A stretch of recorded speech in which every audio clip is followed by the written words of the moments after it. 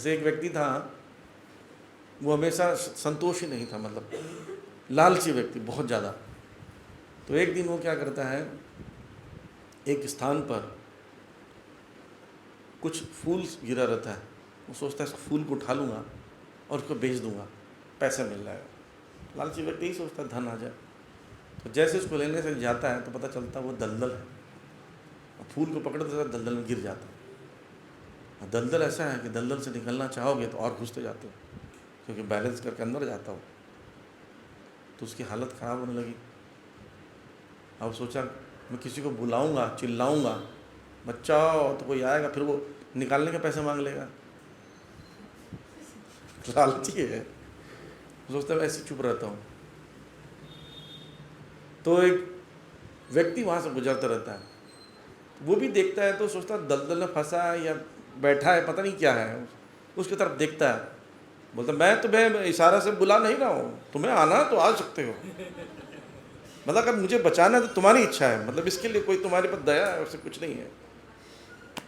तो वो व्यक्ति सोचता है इसको एक्चुअली दया की ज़रूरत है। तो बोलता है अच्छा एक काम करो, अपना हाथ दो।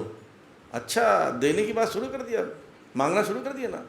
मैं किसी को कुछ नहीं देता, क्योंकि देने उससे मांगा जा रहा है, तो लालची व्यक्ति कभी दे नहीं सकता। तो दिमाग सोचता है, व्यक्ति सोचता है इसको बचाऊं कैसे। एक तो ये एहसान का फील नहीं करना चाहता है, और देने की बात करना। तो बोलता है ठीक है मेरा हाथ ले लो। बोलता हाँ लेने की बात कर सकता हूँ। तो हाथ लेता है तो उसको बाहर निकालता है। 30 प्रकार के लोग होते हैं लालची लोग। तो ब्राह्मण का गुण नहीं है। अब एक ब्राह्मण की कथा बताते हैं। काशी में एक ब्राह्मण था, और वो जीवन भर में ना किसी को कुछ नहीं दिया था। अब उसी घर में पिताजी का श्राद्ध आता है। वो क्या करता था, श्राद्ध सबका करता था, पैसे लेता था। अब उसको श्राद्ध करना है, मतलब अपने पिताजी का कराना है। अब किसी ब्राह्मण से कराएगा ना, किसी ब्राह्मण से कराएगा तो पैसे देने पड़ेंगे। और खुद अपने घर का श्राद्ध नहीं कर सकते, अपने घर का संस्कार ब्राह्मण खुद नहीं कर सकता, उसे ब्राह्मण की जरूरत पड़ेगी। जैसे डॉक्टर को दूसरे डॉक्टर की ज़रूरत पड़ती है। तो वो सोचता है कि क्या करूं। फिर सोचता है ऐसे एरिया में जाऊंगा ना जहाँ पे भीड़ भाड़ नहीं होता है, उस एरिया में जाऊंगा, जो सबसे हताश ब्राह्मण होगा ना उसी को पकड़ूंगा, 1 रुपये दे दूंगा ज़्यादा से ज़्यादा। वो सोच के जाता है वहाँ पर। तो भगवान, उनकी पत्नी जो रहती है वो बुद्धिमान तो नहीं पर भगवान की भक्त रहती है। वो प्रार्थना करती थी कि एक दिन भगवान उसको बुद्धि दो। तो भगवान उनको बुद्धि देने के लिए स्वयं ब्राह्मण के रूप में घाट में आ जाते हैं। और घाट में आके क्या करते हैं, वहाँ खड़े रहते हैं। जैसे ही उस ब्राह्मण को देखते हो तर्पण करना पहुँच जाते हैं। हे विप्र, आप श्राद्ध करने आए हैं। बोलते आ गया कोई पैसा मांगने वाला लगा। पीछे मुड़े देखते हैं दुबला पतला ब्राह्मण, कमजोर। बोलते ये क्या लेगा।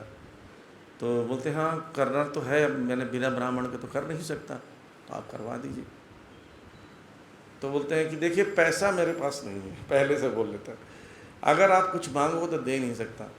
तो बोलते मैं मुझे ज़्यादा नहीं चाहिए, मैं तो सेवा करना चाहता हूँ, मुझे 1 रुपये दीजिए।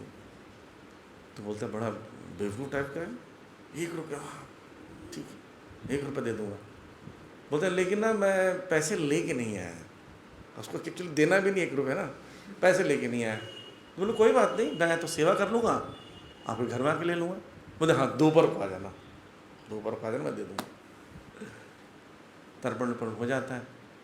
ब्राह्मण भगवान बोलते हैं बड़ा बदमाश है, 1 रुपया भी एक्चुअली देना नहीं चाहता हूँ। और सोचते हैं कि ब्राह्मण 1 रुपये लेने में कहाँ चल के आएगा, रिक्शा करके 5 रुपये का रिक्शा करेगा, तो 1 रुपये क्यों लेगा, नहीं आएगा, बच गया दान देने से। घर में जाकर आराम से बोलती, पत्नी बोलती हो गया तर्पण, हाँ बढ़िया से हो गया, तो अच्छा हुआ, खर्चा भी नहीं हुआ, देखो कितना बढ़िया।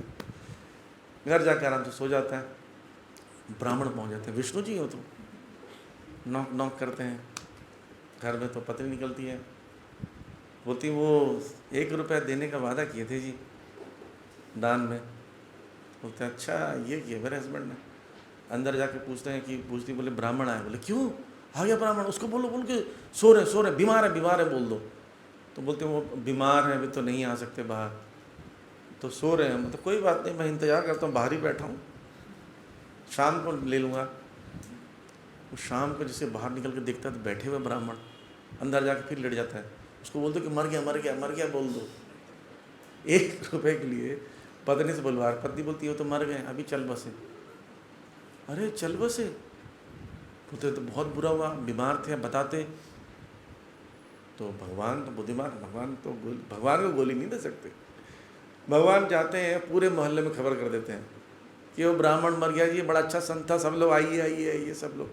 और बेचारा एक्टिंग किए पड़ा है, 1 रुपये देना ना पड़े।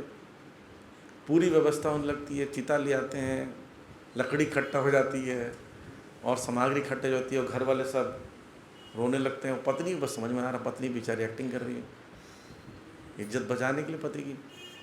फिर वो उसको अर्थी भी चलने लगती है, सब चढ़ाते हैं, बांधते हैं, सब कपड़ा वपड़ा सब बांध दिए उसको, और वो लेटा रहता चुपचाप, 1 रुपये देना ना पड़े बस। और राम नाम सत्य है, सबका यही गत्य है। चलो जी, सोचते हैं कि ब्राह्मण एक बार दूर हो जाए फिर हो जाऊँ। फिर उसको पूरा करते हैं। घर में कोई संतान नहीं थी तो ब्राह्मण बोला मैं ही संतान बन के सेवा कर दूँगा। भगवान विष्णु बन गए। उनका अंतिम संस्कार करने के लिए डाल दिए चिता पर, सारा संस्कार का घड़ा वड़ा जो फोड़ना है सब कार्यक्रम हो गया, अग्नि भी लगा दिए, चिता जलने लगी धू धू करके, उठ नहीं रहा वहाँ से, 1 रुपये देना ना पड़ जाए।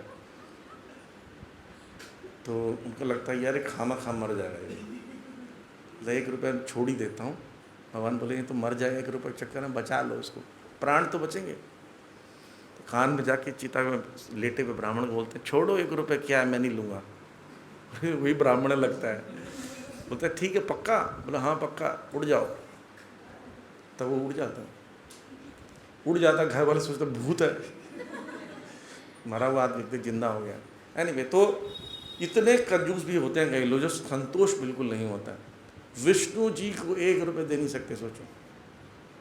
तो इस प्रकार से वो ब्राह्मण किस काम का ब्राह्मण है? क्षमाशीलता नहीं, सरलता नहीं, ज्ञान दया सत्य, ये सब कुछ नहीं है। और प्रमुख चीज़ है भगवान, पूर्ण पुरुषोत्तम भगवान के लिए आत्मसमर्पण।